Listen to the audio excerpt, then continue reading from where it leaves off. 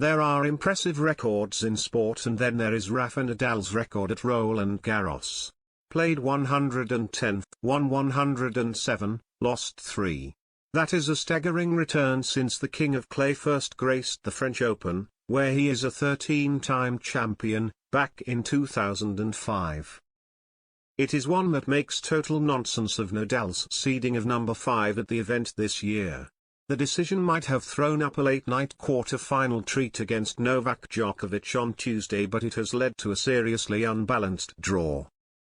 Having eliminated Djokovic, Nadal will face number 3 seed Alexander Zverev in his semi-final, while Marin Cilic faces Casper Ruud in a contrastingly low-rent clash in the other half.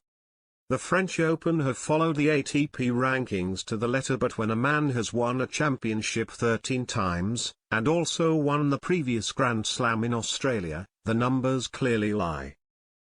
These are an uneasy few days for English football. If, by this time next week, England are not dealing with the blowback from some sort of fan scandal with a fixture to come in Munich on Tuesday night, a bullet will have been dodged. Germany is a charged fixture at the best of times, but whoever scheduled the game for the day after the D-Day anniversary did not think this thing through. The Normandy landings should have as much relevance to a Nations League match as Steve Davis does to Paris Fashion Week, but for a warped minority in England replica shirts, who for some reason believe they are still fighting a war from almost 80 years ago, it is a date they will have noted. Throw in sunshine, German beer and the mob mentality, and this is the sort of occasion that has the capacity for national embarrassment.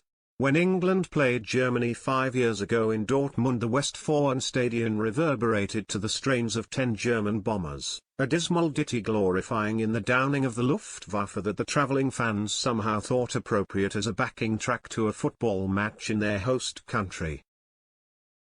England captain Harry Kane asked for there to be no repeat when the two teams met at Wembley in the Euros last summer. Instead, the German national anthem was whistled from start to finish. Warm hosts, us.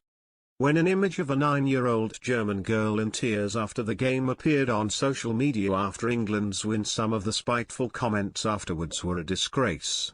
One Welshman was so ashamed he launched a crowdfunding page to raise money for her to show not all people from the UK were like this.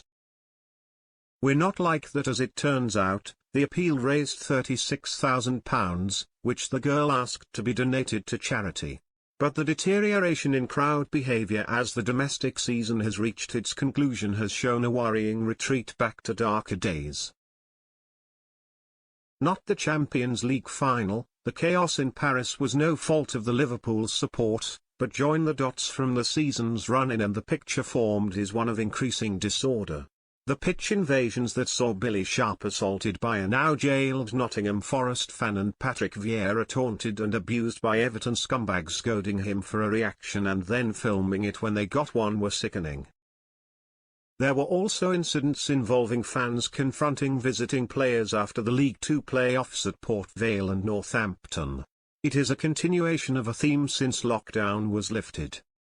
England's game against Italy in Wolverhampton will be played behind closed doors as a punishment for the anarchy at Wembley on Euros final night last summer.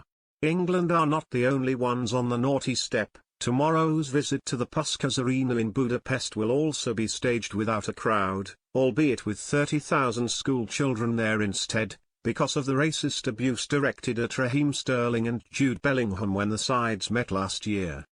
But a similarly populated Molineux for the repeat of that final will serve as a reminder that this country's hooliganism issue has not gone away. Somehow, England has still been entrusted as co-hosts for the 2028 Euros with the other home nations and the Republic of Ireland. UEFA must be optimistic that Eng.